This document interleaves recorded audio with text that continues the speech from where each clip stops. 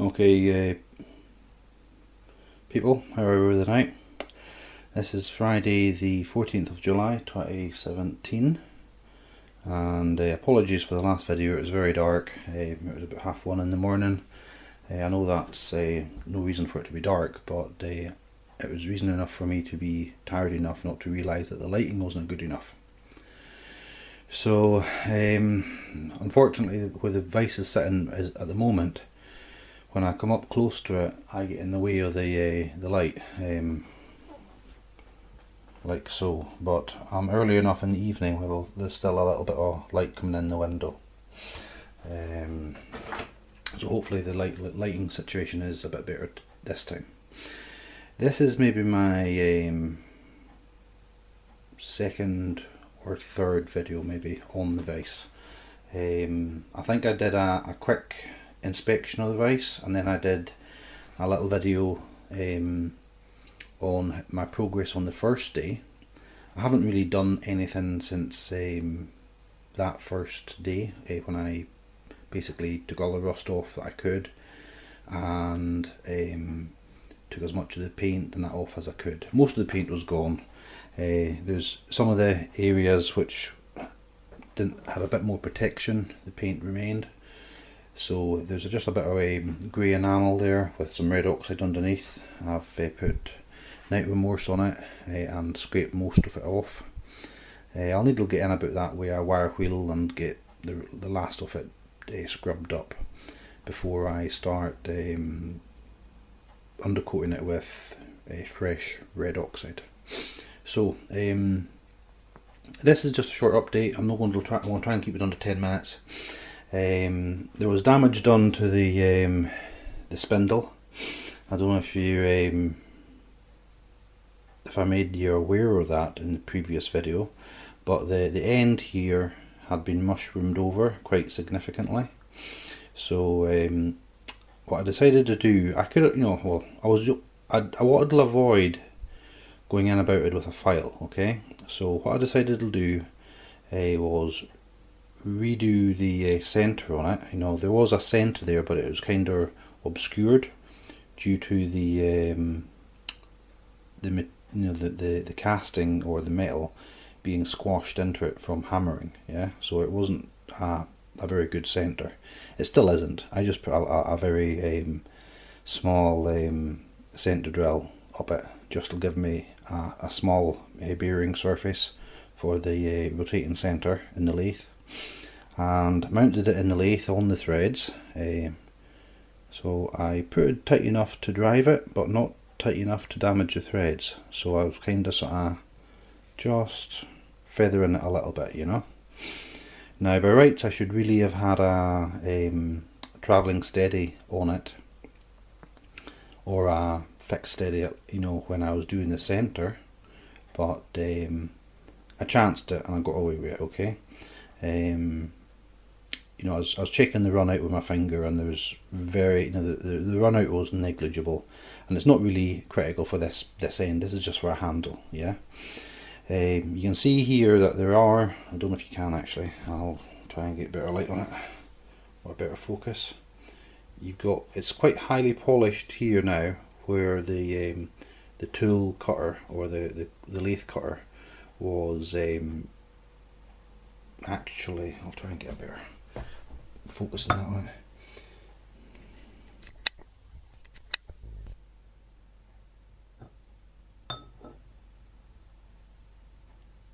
Well, I don't know if you'll see there, it's kind of blurry in the viewfinder, but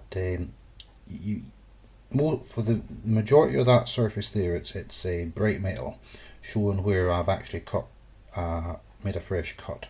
But there's witnesses showing where there's still a dull metal which has stained over the years, and the cutter hasn't actually touched that. So it's just a very, very light pass is all I did on that.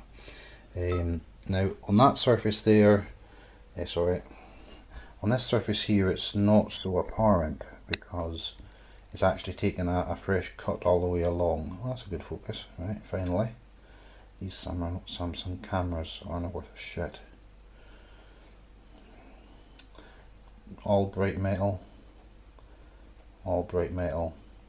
all bright metal. So 3 sides are all bright metal, yeah, and one is, so it's maybe not been running 100% true. Yeah, you can see that the actual width of this surface is more than the width of that surface, but that could be down to the actual shaft itself. Yeah. So anyway, without further ado, I'm fucking blathering on again. So I did that, and that removed the mushrooming here at the ends, but I've no milling machine or anything, and I'm not going to put that much effort into it anyway. So I just dressed up the mushrooming on the flats here with a file after all that. I felt I could easily do the flat with a fine file, but trying to get that nice and uniform wouldn't be so easy with a filing technique. I should have really just taken a file to this end only, rather than running the cutter up the whole way, but it's done, you know, it's fine. So anyway, I'm conscious of how much time I have here, and I'm also conscious that I have to impart information, so I end up rabbiting like a fucking mad thing. Right, so first off, let's lift this over here. Alright, the moment of truth, folks. Hopefully this will just slide in. Sweet. Look at that. Before that wouldn't have fit because the the belling, the damage on the end was impeding it. So then she gets into there. She's a little bit tight there now. That's a good thing. You don't want her to be too slack. What's happening there? I'm thinking this shaft is a bit bent, which isn't a good thing.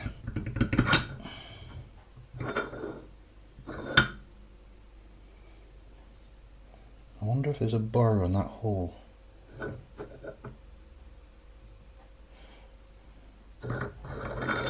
See, depending. See, there might be a little burr on the inside of the bore from when the damaged area was pulled through, so the bore might not be perfectly uniform. But that's gone in and rotating fairly good.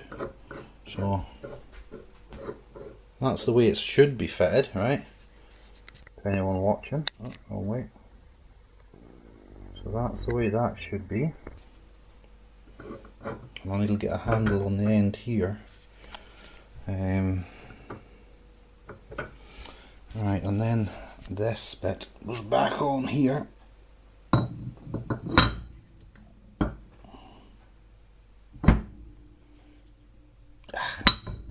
There we go. And that's right. Opposite thread, right? So, and there we go. That's winding on fine. This is where the collar is needed, you see. Without the retaining collar here, which is in itself held in place with a roll pin, all that happens is this part of the vise is just the shaft is just pulled into the body of the movable jaw. So you could also have exert pressure this way to open the vise.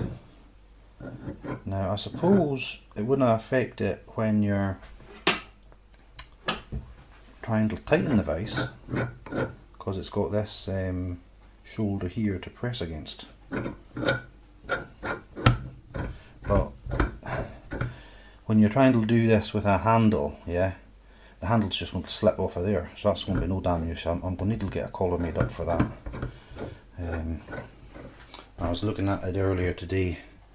I've got some sizes here that I've made up This is going to be the collar here. I'm going to have 6mm collar. It's not maybe very much. I'll maybe change that yet. I don't quite know how much room I have there. That was a guesstimate, you understand, because I couldn't fit the shaft. But it's not much.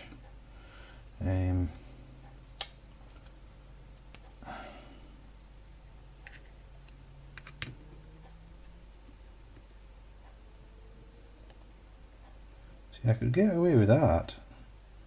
What would that be? That's about 12mm. So it's maybe 6mm.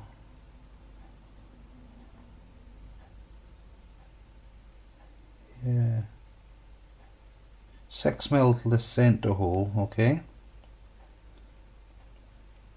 So a 12mm collar, yeah, 12mm in thickness. Made a mistake there, it was 6. Between the centre of the hole, and this is actually 12. So I was just guessing it out from my measurements here. I took measurements of the shaft and the bracket on the main body, this part here, and I worked it out, and obviously made a slight error in my calculation somewhere. But 12 will be good, because that will give me a bit more meat on either side of the hole. That will be in the collar for the split pin or the roll pin. So I've got all roll pins ordered up. I ordered up a box of roll pins today. I didn't have any of them, so I've got a selection of them coming home. So I've got to make up this collar next. Now I've actually got a bit of mild steel bar that's 35 diameter, yeah, and this is I think I'll go for 34 or 35, so that's perfect. But I was really wanting a bit of stainless, because that's just going to rust and be ugly looking, you know. I don't have any cast iron, so you know, cast iron would rust too, but it wouldn't rust quite so easily. So I don't know, stainless or mild steel, that's all. Well, I don't have stainless, don't have cast iron, got a bit of mild steel, so I'll just have to make it out of mild steel, you know. So yeah, that's almost quarter of an hour, folks, so that's where I am. This is the I want to say the third day at it. I spent a few hours the first day cleaning it up, made a video that evening, my second video, and I've put maybe half an hour into dressing up this shaft tonight. I'll tell you what I'm going to struggle to locate is new bolts, cap screws. That's 1/2 inch British standard Whitworth bolts, cap screws, sorry. I've got them here. Where is it? Right, these were 1/2 inch British standard Whitworth, yeah. 1/2 inch diameter, 1.5 inches, maybe, well, 1.5 inches is probably going to be too long. I'm needing about 1.25 inches, yeah, length from the shoulder here. So, you know, you'll probably struggle to find them at that length, so it'll be either 1 inch or 1.5 inches. If it's 1.5 inches, you're going to be messing around trying to dress the end up, and 1 inch with the, although the bit on the jaw isn't actually that thick, you know, the shoulder down in the bottom of the jaw there is not actually that thick. It's only maybe it's not even 1/4 inch, it's maybe 1/8 of an inch, might be 1/4 of an inch. It's not that much, so you'd still get plenty of thread on the cap screw. I've just got this